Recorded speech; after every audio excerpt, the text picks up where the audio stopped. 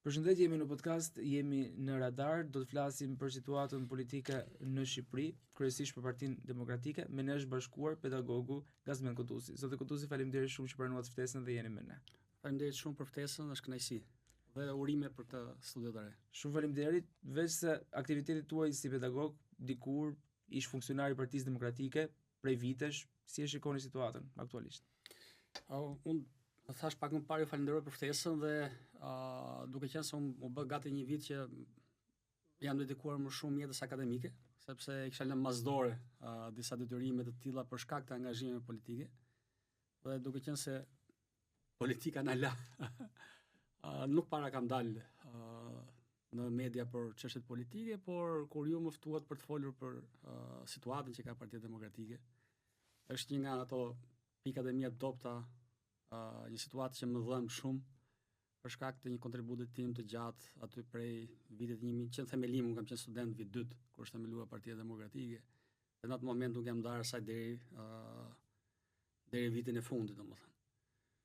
Kështu që është një periudhë gjatë kontributesh, aq më tepër kontribut intensiv mbas 2013 kur doli në opozitë, duke qenë pjesë bashkëdrejtuesi i Departamentit të Shëndetësisë bashkë me profesor Shehun, koordinator kombëtar gjatë 2021-shit, duke mbajtur me shpatulla situatën e Covidit, debatet e panumërta në televizione, ku ka pas ditë që unë kam qenë edhe në 4-5 televizione për herë, domethënë në studio apo edhe online për diskutuar për Covidin, por që gjithmonë ishin në të mirë të popullatës, por edhe një këndvështrim ndryshe i politikave që ndiqte qeveria në fushën e shëndetësisë, sepse duam ne është qeveria që i bën politika. Dhe pranova me kënaqësi të vi për të folur për këtë situatë ku është për të ardhur keq, ku ka përfunduar Partia Demokratike. Tani kanë filluar një fushat zgjedhje, shton, por që të ketë zgjedhje duhet të ketë kandidatura, që të ketë zgjedhje duhet të ketë garë. Se vetë fjala zgjedhje do të thotë që ti japësh mundësi votuesve, që në këtë rast janë anëtarët e Partisë Demokratike, të zgjedhin midis kandidatëve. Dhe po të shikosh për shembull gara, se aty gjithmonë është fokusi te gara për kryetarin e Partisë Demokratike.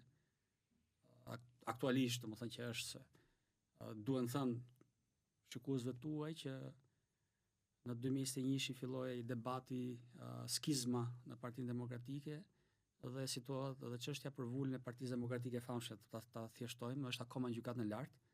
Dhe më lejoni t'ju them që zoti Berisha në atë kohë bëri të njëjtën gjë që ai akuzon zotin Saliani sot. Pra ti kthehemi gara, zoti Berisha përjashton nga gara zotin Saliani që u vetofrua, përjashton dhe persona të tjerë. Dhe në këtë rast duke qenë një person nuk është më garë, është vetëmrim. Po kjo është për të ardhur keq për një parti që ka emrin Parti Demokratike, se nuk është demokratike as pak. Dhe më vjen keq ta them këtë, sepse nuk dua të gjuaj me gure asaj shtëpie ku un kam kontributet e mia, kam aksionet e mia, por që fatkeqësisht kjo është situata. Nga njëra anë dhe nga ana tjetër është shembulli që i jep qytetarëve që si menaxhohet apo si funksionon Partia Demokratike sot. Ashtu do jetë dhe nesër nëse pretendon që të marrë pushtetin. Pra, nëse je në opozitë dhe shkel rregullat e statutit tënd, duke filluar që nga i famshmi Neni Basha sipas zotit Berisha që kush humbet zgjedhjet largohet nga detyra, kryetari i Partisë Demokratike, që ai nuk e bëri këtë pas zgjedhjeve të 2025-s, dhe deri tek rregullat e garës brenda Partisë Demokratike, atëherë çfarë shpresojnë qytetarët të presin nga një parti e tillë nëse vjen në pushtet? Do bëhet si ish partia e punës apo ish partia komuniste? Kjo është një pikpyetje e madhe. Dhe prandaj ne kemi parë kohët e fundit që mbas 2021-shit, ku ishte një fushat e suksesshme, ku qytetarët prisin të kishte një rotacion politik, por në ndryshim nga interesi i qytetarëve shqiptar, kishte aktor dhe lojtarë të politikës në nivel të lartë, të cilët nuk ishin interesuar për këtë rotacion. Dhe kur them në nivele larta, flas në të dy anët e barikadës të pushtetit, si të pozitës së asaj kohe, ashtu dhe të opozitës së asaj kohe. Pyetja e thjeshtë është, pyetja më normale, me arsyeshme është se ka mundësi mirë pozita. Po opozita. Por sepse ka njerëz të cilët e quajnë opozitën asaj kohe dhe të sotmen, e shikojnë si një pjesë, një peron të tyre. Si një, më falni, po përdor një figurë letrare, si një lop që mund ta mbjelin. Dhe nëse do vinte në 2021 pushtet Partia Demokratike, e shikonin si kërcënim që këtë peron të tyre nuk do e kishin më. Do i ikte nga duart. Dhe punuan në mënyra të ndryshme në kundërshtim të interesit të qytetarëve shqiptar, kur flas qytetarëve shqiptar pa dallim, sepse të gjithë vuan në represionin e qeverisë asaj kohe, taksat e larta, keq menaxhimin e Covidit gjithçka më radh. Dhe punuan në mënyra nga më të ndryshme, duke filluar që te kandidimi të figurave që më vonë dolën, shpallon grada që e dini, te mospranimi për koalicion për listë përbashkët, apo dhe elemente të tjerë që sot janë në nivele të larta të Partisë Demokratike që ka aty, të cilët punuan për kandidat të pozitës së saj kohe dhe të kësaj kohe. Pra, pati disa mënyra të ndryshme që shumë nga, pothuajse të gjithë ata që janë aty në Partinë Demokratike në nivele të larta e din. Por në Shqipëri ka një fenomen që unë e vura re më shumë vitin e kaluar në zgjedhje kur isha kandidat për koalicionin Euro-Atlantik, që pavarësisht se të japim të drejtë, qytetarët shqiptarë shkojnë më shumë mbas të fortit sesa mbas atij që ka të drejtë. Pse ndodh kjo? Sipas mendimit tim, shkojnë mbas të fortit sepse mendojnë që i forti ka mundësinë të jetë pushtet. Dhe duke qenë i forti në pushtet, ka mundësi që ai të kapi një llokëm, jo nga pushteti, por të jetë në vend pune, sipas nivelit të tyre. Për shembull, 10 gjatë fushatës, kur bisedoja me njerëz, thoshin: "A do fitosh ti? A do fitoni ju?" Unë thosha: "Po të më japësh votën, po të më jepni votën ju, shoqëria, të tjerë të më radh, unë do fitoj. Po s'ma dhat nuk fitoj. Po jo, s'keni mundësi të fitoni, do fitoni ata. Po dhe ata nuk fitojnë dot po se votuat ju. Sepse janë zgjedhje, ka vot, po ja dhe votën do fitoj, po se ja dhe nuk fiton. Por unë mendoj për 1, 2, 3, 5 arsye, do të më votoni mua, apo koalicion, apo subjektin politik. Jo, kemi shumë respekt, keni të drejtë në këto gjëra, gjithë më radh, por ju nuk fitoni. Pra, duke filluar që nga kultura demokratike që gjërat bëhen me vot, e para, e dyta ndëshkimi vjen me vot, ndryshimi vjen me vot, është dhe ajo më kryesore është interesi personal. Po interesi personal nuk mund të ndahet dot nga interesi i përgjithshëm. Sepse duhet të mblidhen, duhet të jetë një vektor rezultanti përbashkët të gjithë interesave të qytetarëve, edhe që të çojë ndryshim. Kjo mendoj që është arsyeja pse qytetarët shkojnë më shumë mbas të fortit sepse mbas atij që kanë të drejtë. Dhe fatkeqësisht kjo ndodh në Shqipëri. Ne akoma nuk kemi ngritur në nivelin demokratik si shoqëri të vendeve që na rrethojnë. Sjell një shembull, pasi do thoni shkon shumë lart te Greqia në krizën e 2009-2010-s, grekët me vot ndëshkuan pasokun dhe në demokracinë. Dhe nga ky ndëshkim, nga kjo vot ndëshkimi doli Siriza. Erdhi pushtet. Një subjekti nuk ekzistonte. Apo në zgjedhjet lokale, ata votuan kandidat pavarur. Nuk votuan as kandidatë pasokut as në demokracisë, në shumicë ndërmuese. Vim tek Maqedonia, vim tek Kosova. Vendosja që është sot pushtet, para 10 vjetësh, ishte një parti shumë e vogël. Para ma ndryshimi vjen me votë. Ndërkohë ne akoma, pavarësisht se partitë e mëdha kanë shumë gabime, ndëshkimi është i vogël me votë. Shpeshherë thonë që nuk ka alternativë. Dhe kjo ishte edhe një nga arsyet që unë diskutoja me qytetarët, me miq vitin e kaluar. Po pse keni një fotë nga ju se do i prishin punë Partisë Demokratike? Si prishin punë asnjëriu. Ne votojmë për të dhënë një alternativë, që ne jemi këtu për të dhënë një alternativë qytetarëve shqiptarë, që mos thonë nesër. Ja dham atyre dyjave se s'kishte alternativë. S'kishte ku t'ja jepnin. Fatmirësisht vjet ka patur shumë subjekte të reja që ishin në garë, disa prej tyre janë në parlament me nga një apo dy deputet. Jepjeni. Ndryshoni, jepini mesazh subjekteve që deri dje apo deri sot kanë qeverisur Shqipërinë dhe janë bashkëfajtor në problemet që ka Shqipëria, ashtu siç janë dhe bashkëautor, bashkëkontributor në ato gjëra të mira që ka rritë Shqipëria deri më sot. Sepse gjërat nuk janë bardhëzi. Qartë, zoti Kutuzi ju thatë pak më herët që në zgjedhjet e 2021-shit kishte aktor politik si nga mazhoranca dhe nga opozita asaj kohe që të ishte ajo situatë, pra mos synohej rotacioni. Për arsye të caktuara që ju nuk kuptuat që ka të bëjë me pushtetin e opozitës si një front, por tashmë ku kanë kaluar disa vite, më shumë se 4 vite, mendoni që janë bërë pishman për atë veprim asaj kohe dhe tashmë duan ta synojnë rotacionin por nuk e arrin dot, apo u intereson pushteti i opozitës aktualisht? Sa më shumë kalon koha, aq më shumë tregon që nuk ju intereson qeverisja. Sepse dhe opozita është pushtet. Kjo duhet kuptuar, dhe opozita është pushtet.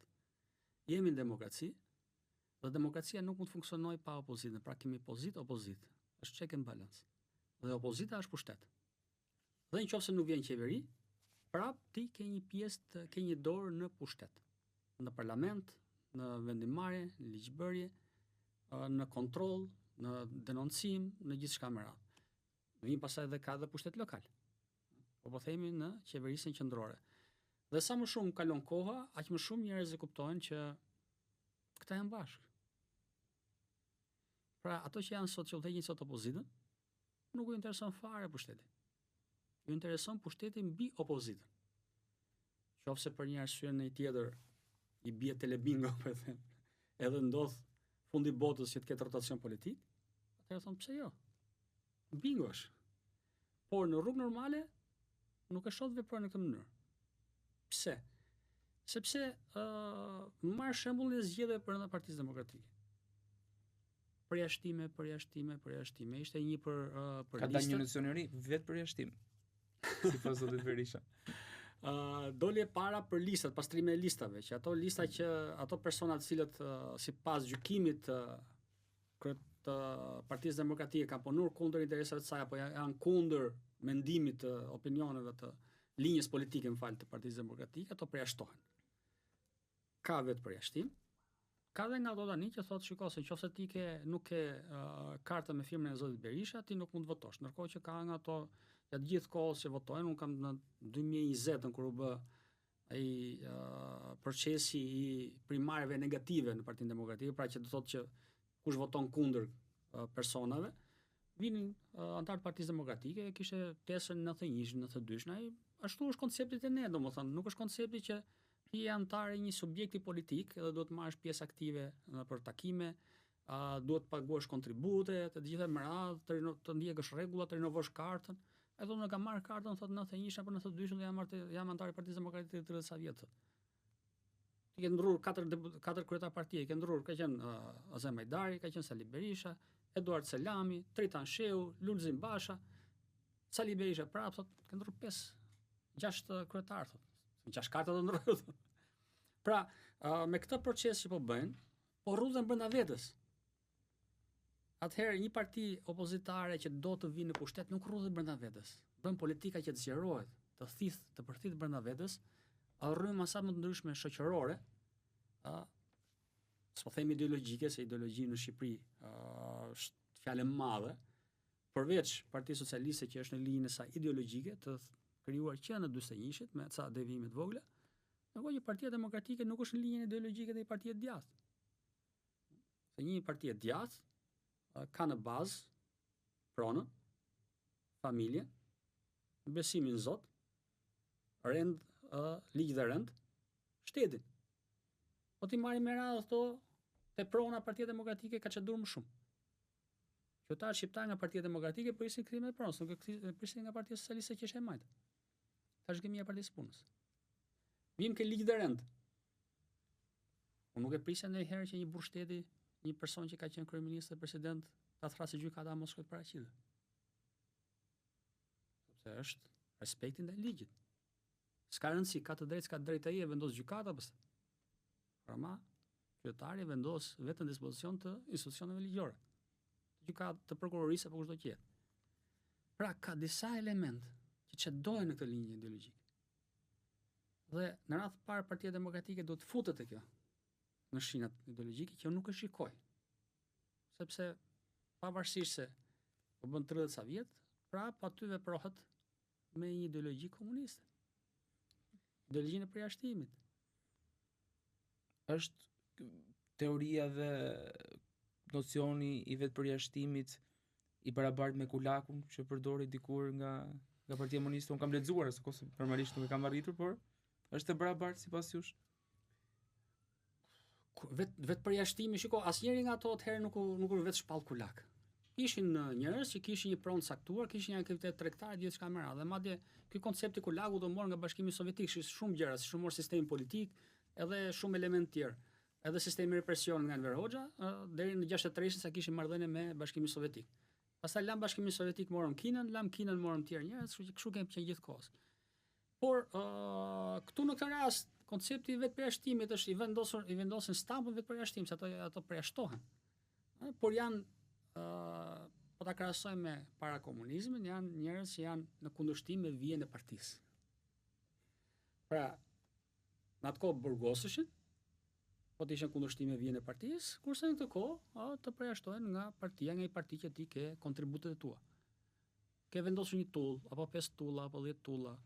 Por çdo njeri, çdo demokrat, nga 90-ta që është dhjetori 90-s që është themeluar deri më sot, ka vendosur tullet.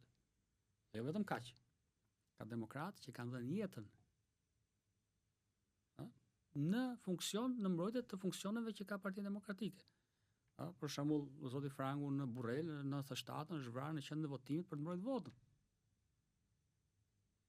Apo edhe të tjerë që janë vrarë për arsye se kanë qenë të Partisë Demokratike. Në 97-ën janë vrarë shumë Sarand, Lushnjë, kudo, vetëm se ishin funksionarë të Partisë Demokratike.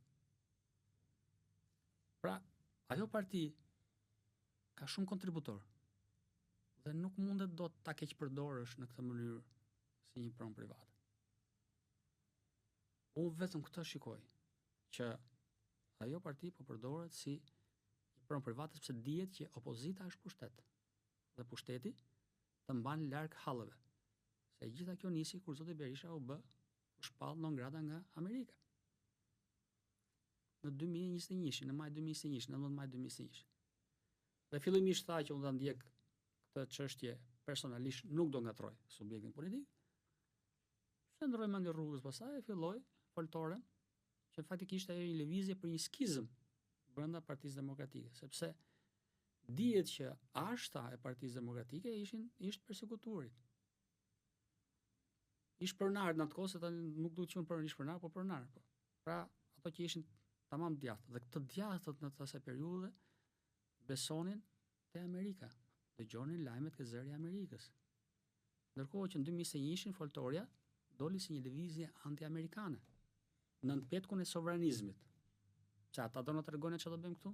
Ata do na tregojnë që kemi këtu? Ndërkohë që vetë zoti Berisha është produkti i tyre, është vendosur kryetari i Partisë Demokratike në Amerikë. Të gjithë Partia Demokratike e din, kanë shkuar zoti Berisha me zotin Pashko në Amerikë për të caktuar kush ishte kryetari, dhe kur erdhi ishte zoti Berisha.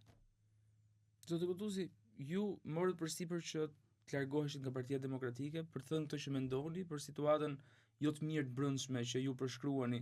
Pse mungojnë zërat kundër aktualisht? Pse gjithë bien dakord me liderin? Pse kanë frikë, duke qenë se janë në opozitë, çfarë do humbasi? Me thënë të drejtën, unë kam qenë deri në 2024 në 11 qershor kur gjykata apelit i dha vendosi që vullin t'ia kalojë zotit Berisha. Kam qenë në Partinë Demokratike.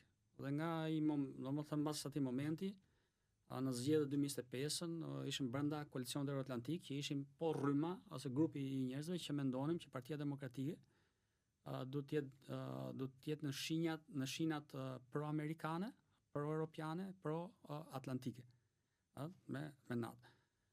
Dhe mbas këtij momenti që pam qytetarët menduan që zotëri nuk kemi besim të ju, apo nuk jeni mjaftueshëm të fortë, apo sido që të kenë menduar ata, apo kanë menduar që nuk e meritoni votën tonë, po e them unë kështu, domethënë, nuk e marr me politik. Por zërat kundër Partinë Demokratike kanë ekzistuar gjithkohës. Më lejo të them që Partia Demokratike në 90 ka lindur si një front antikomunist.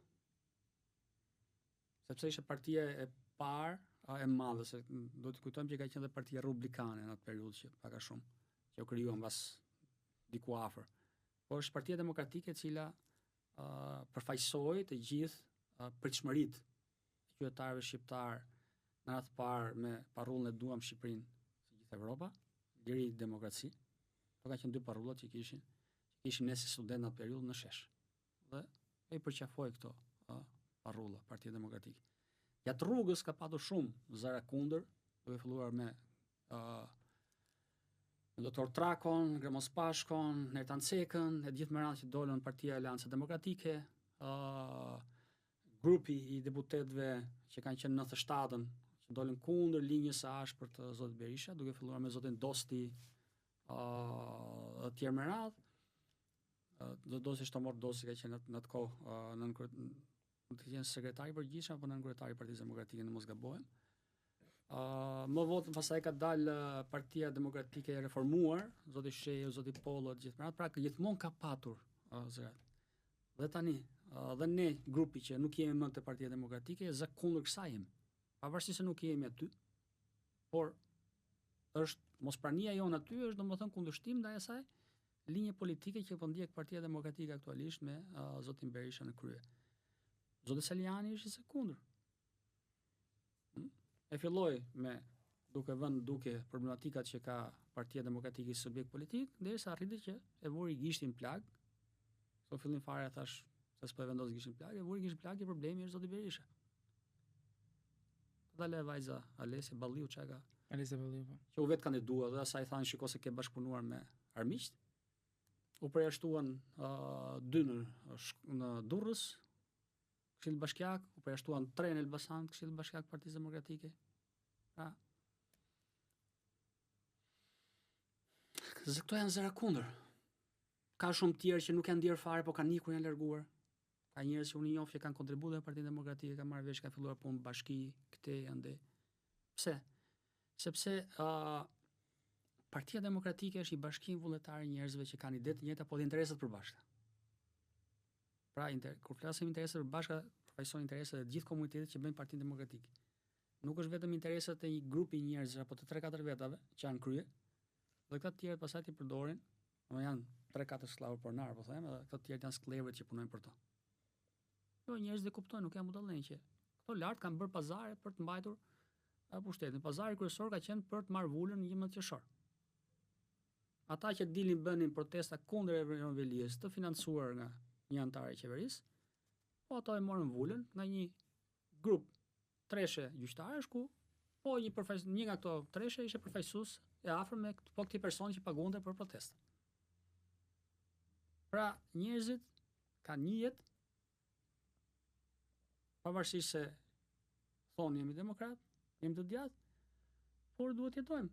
Se Shqipëria nuk është Greqia, nuk është Italia, që nuk pyet njeriu se çfarë bindjesh ke. Je i aftë, do jesh punë, si javë do ikësh. Shqipëria fatkeqësisht ne jemi në demokraci, por ne vazhdojmë akoma mentalitetin komunist. Po që kundër nesh, të heqmi nga puna. Po që me ne do hysh punë do e ushqesh. Flasim për punën publike. Por edhe ke privati, shumë biznesmen thonë që shiko, ne nuk angazhohemi dot, nuk dalim dot hapur në mbështetje sepse të nesër na vin tatimet. Na gjobisi. Pra është bërë një shtet represiv. Por gjithsesi doja të thoja që ka pas zëra dhe ka zëra, por që përpiqen të mbyten me këtë mekanizmin e përjashtimit ose vetë përjashtimit. Që vetë përjashtimit është fenomenale që vetëm doktorri mund dalin me këtë lloj gjetjesh. Zoti Kutusi, pse nuk reformohet Partia Demokratike? Ne kemi rastin e opozitës në Hungari së fundmi, ka pasur edhe disa analistë që janë të mendimit që duhet ketë një lloj reformimi në bashkëpunim edhe me Partitë Popullore Europiane për të pasur ndoshta që nga gjeneza, që nga rrënjët një lloj ndryshimi. Pse nuk e preferon Partia Demokratike këtë, duke qenë se përmenda rastin e opozitës në Hungari, edhe sondazhet e tregojnë që është shumë pikë para qeverisë aktuale të kryesuar nga kryeministri Viktor Orban, që pak a shumë cilësohet si një lloj mendësie në mënyrën e qeverisjes si kryeministri Edi Rama. Pyetja ju është shumë e drejtë. Më lejo të them që opozita sot në Hungari, që është me pikë para kryeministrit aktual Orban, ai zotëria që drejton opozitën ka qenë bashkëpunëtor zot Orban. Dole me njanë dhe qytetarët hungaresë thonë që ky zotëria ka drejtë atë që thotë. Pra nisi nga hiçi dhe sot është atje. Pra kthehemi prapë te që thash pak më parë, që në Shqipëri aktualisht ne nuk shkojmë mas atij që ka të drejtë. Po shkojmë mas atij që mendojmë që është më i fortë për të marrë pushtetin. Po që për të fortë Orbani nuk do humbiste zgjedhje për gjithë jetën. Por ata qytetarë që kanë kulturë demokratike nuk shkojnë mas Orbanit, një pjesë e tyre mendojnë, ose ajo pjesa gri apo pjesa tjetër që janë kundër mënyrës si funksionon, si e ushtron pushtetin, janë me këtë zotërin. Që ky ka qenë bashkëpunëtori i tij, ka dalë po nga partia e tij. Ka qenë bashkëpunëtor i ngushtë. Ndërkohë që në Shqipëri nuk ndodhi kjo. Dhe vjet e kishin, domethënë ishte koalicioni Atlantik, ku zoti Basha ishte pjesë e saj, nuk ishte kryetari. Sa pjesë e saj, pra një ishte bashkëpunëtor i Berishës, por që i tha ne kemi këtë linjën europiane, një program të djathtë që kishin bërë që në 2021 ka qenë herë e parë që Partia Demokratike kishte një program plotësisht të djathtë. Duke filluar që nga prona dhe gjithçka më radh. Dhe sistemet atime më radh. Pra, kjo është pjesa që nuk shkojnë mas të drejtit, edhe shkojnë mas atij më të fortë. Edhe brenda Partisë Demokratike, që kur filloi kjo çështje, thoshin Beshi është i fortë. Pse rrinin me Bashën, ai nuk është që. Berisha është i fortë. Berisha është ai që është sepse ka ushtruar pushtet 35 vjet. Dhe respektojnë shumë njerëz kanë lidhje shpirtërore gjithë më radh. Por nuk ka të drejtë në këtë rast. Jo, është i fortë. Dhe ana tjetër ka të bëjë me atë që e përmenda pak më parë.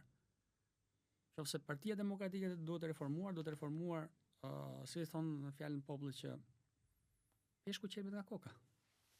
Pra duhet të reformuar koka. Po të ishte për të reformuar koka, nuk do të kishte ndodhur lëvizja 2021-shit. Foltorja.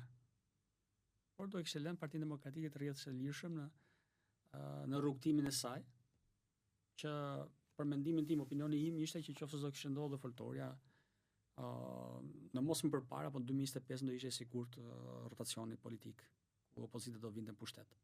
Ky është opinioni im personale, por edhe i mbështetur madje edhe në sondazhet që bëheshin rregullisht deri në fillim qershor 2024 nga kompanitë e PR-it, të cilat bashkëpunonte Partia Demokratike në atë kohë. Por ndodhe kjo që ndodhe dhe jemi këtu ku jemi. Në këtë situatë aktuale, në vazhdim, si mendoni që Partia Demokratike do rrudhet akoma më shumë?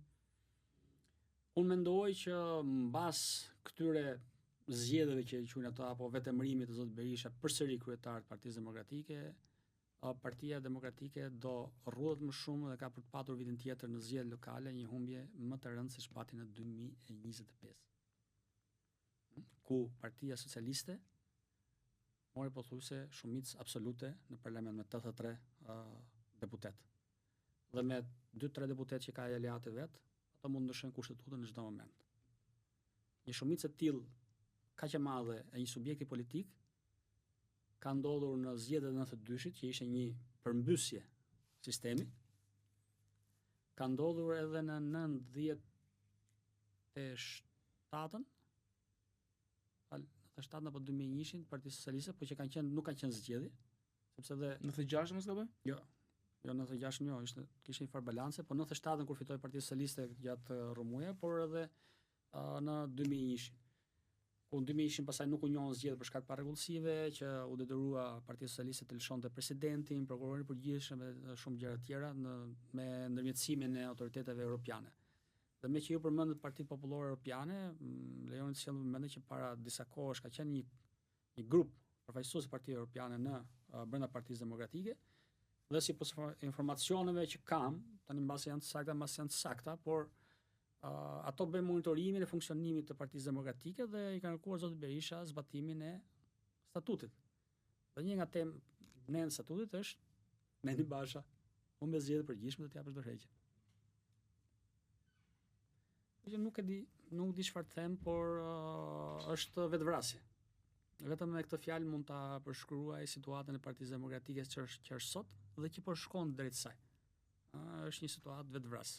Pra zoti Kuduzi, ju një grup si mendonit ju ishin kundra zotit Berisha, si individ, si një funksionar që është tashmë lideri kryesor i Partisë Demokratike dhe krijuat disa rryma. Nëse zoti Berisha largohet, mendoni që rrymat që u krijuan mund të bashkohen në një front vetëm, siç quhet Partia Demokratike?